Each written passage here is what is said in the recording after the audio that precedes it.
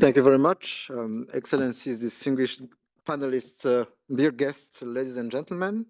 Allow me to start by thanking our panelists for their insightful contributions. Murakoze cyane banyakubahwa banyacyubahiro abagize itsinda ry'impuguke bashyitsi bacu bahire abagore namwe bagabo. Mbere na mbere mfashe uyu mwanya ngira ngo ntangire nshimira abagize itsinda ry'impuguke ku bitekerezo byanyu byimbitse kandi bifite ireme. Byadufashije kunganira no gukungahaza ibiganiro byacu by'uyu munsi. Ubumenyi bwanyu ndetse n'ibyo mwanyuzemo mu buzima byarushijeho gutuma iki kiganiro kigira ubunararibonye mu buryo bukomeye. Ndashaka kandi gushimira mwese abitabiriye iki gikorwa ku ruhare rwanyu no kukwiyemeza kwanyu kuri iki kibazo gikomeye. Ibiganiro by'uyu munsi byongeye kwemeza ikintu dusanzwe tuzi duhereye ku mateka no ku bintu bibabaje twanyuzemo mu buzima. Amagambo y'urwango si amagambo gusa.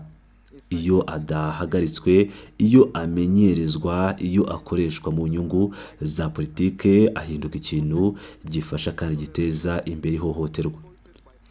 Nyuma y'imyaka 25 hashyizweho itangazo rya Durban na gahunda y'ibikorwa yarishyigikiye gushishikariza ivangura n'ihohoterwa biracyakwirakwira hose.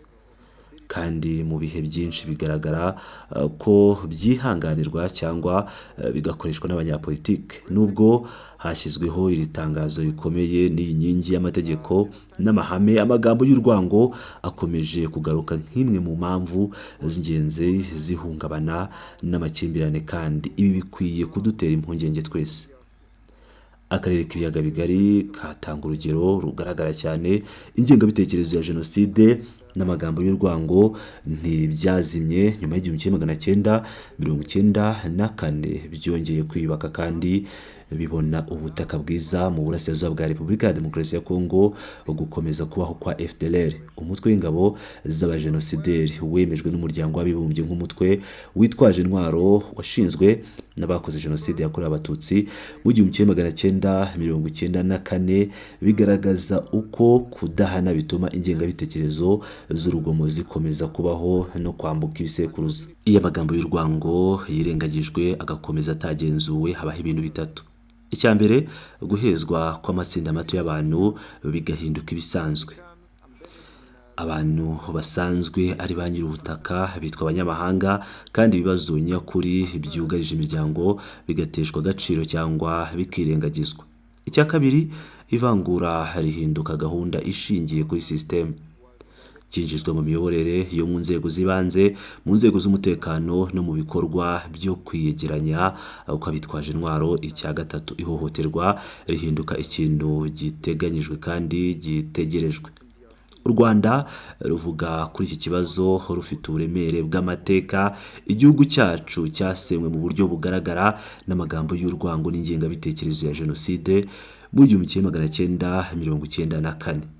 Dukomeje no kubona uko ayo magambo akwirakwira mu karere kacu, cyane cyane mu karere k'ibiyaga bigari no mu burasirazuba bwa Repubulika ya Demokarasi ya CONGO. Aha amagambo y'urwango akomeje kuba imwe mu mpamvu shingiro z'amakimbirane agaruka kenshi n'ibibazo bikomeye by'ubutabazi. Niyo mpamvu twifuza kongera gutanga umuburo. Hagomba gukorwa byinshi kurushaho. Kwirinda no gukumira bigomba gushyirwa imbere. Guhana abagize uruhare bigomba gushimangirwa. Guceceka no kwirara biha imbaraga abifashisha indangamuntu no gutesha abantu agaciro nk'intwaro. Ikibazo si ukumenya ibimenyetso by'ingaruka ziteye inkeke, ahubwo ni ukumenya niba tuzafata ingamba ku gihe.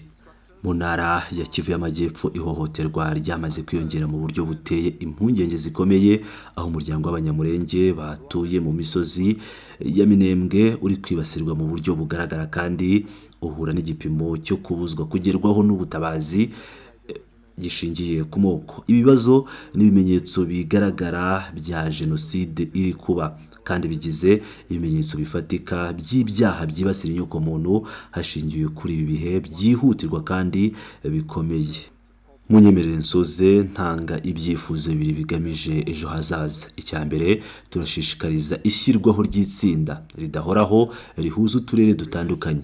ry'inshuti zigamije kurwanya amagambo y'urwango no kudahana, rikaba ryafungurirwa ibihugu bigize umuryango w'abibumbye n'abafatanyabikorwa babyifuza. Uru rubuga rwashobora gutanga umusanzu ufatika mu gikorwa cyo gutekereza ku gusuzuma Documentaries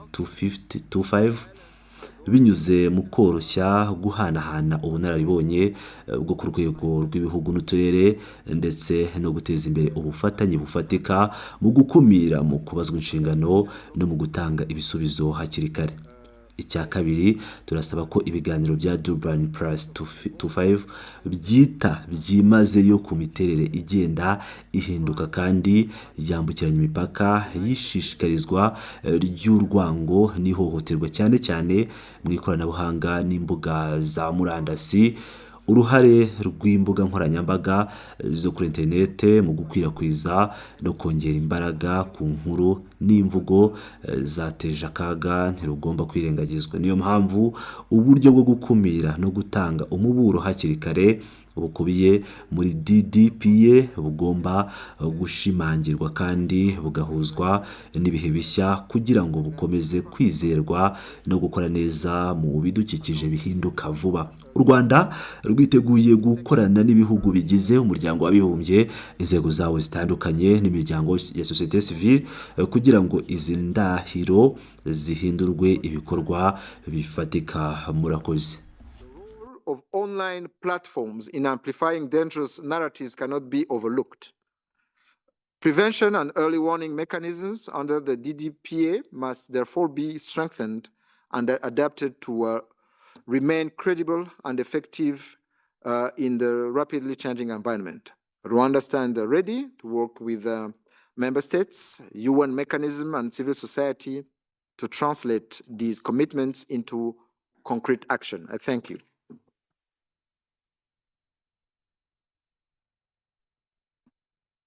Thank you very much, all of the speakers, and also for the audience to be here. Murakoze cyane mwese, cyane cyane abatanze ibiganiro ndetse n'abari bitabiriye iki gikorwa bakahaba. Twabonye ko kimwe mu bibazo byagarutsweho hano ari uko amagambo y'urwango no kudahana abayakoresha bituma hakomeza kubaho uruhererekane rw'ihohoterwa, kandi ko hakenewe gufata ingamba zifatika zo gukemura ibi bibazo. Twumvise kandi abatanze ibiganiro badusaba gushyiraho ubufatanye bwo ku rwego rw'ibihugu bibiri n'ubw'ibihugu byinshi, hagati y'ibihugu bigize imiryango mpuzamahanga, ariko na hagati ya societe civile, itangazamakuru n'andi mashyirahamwe atandukanye. Hari icyifuzo gikenewe kandi gikomeye cyo gushyiraho gahunda n'imikorere rusange by'abantu bose kandi byubakiye ku bufatanye bigamije guhangana n'ikibazo cy'amagambo y'urwango n'imvugo ziteje akaga nagarutseho mbere, ari nazo zitera icyo kibazo cy'ihohoterwa. Twanaganiriye ku kamaro ko gukurikirana no kugenzura cyane cyane imbuga nkoranyambaga ndetse no gushyiraho amategeko n'amabwiriza arushijeho kugenga izo mbuga zongera cyangwa zishimangira amagambo y'urwango n'ihohoterwa. Turabatumira kumva mwisanzuye kwegera umwe wese mu batanze ibiganiro uyu munsi, kuko ari impuguke mu nzego zabo, ndetse nanjye ubwanjye nkora mu bijyanye n'amagambo y'urwango nk'umushakashatsi n'umwarimu muri kaminuza. Bityo rero mwisanzure mutugane buri wese ku giti cye. Kubw'amahirwe make, igihe nikitwemerera ko hakomeza ibiganiro cyangwa hakongera hakabaho kuba twahanahana ibitekerezo, ariko turabashimira cyane kuba mwaje kandi mwitabira iki gikorwa uyu munsi. To reach out to us individually. Unfortunately, time doesn't allow for more discussion or more exchange on this, but thank you very much for being here today.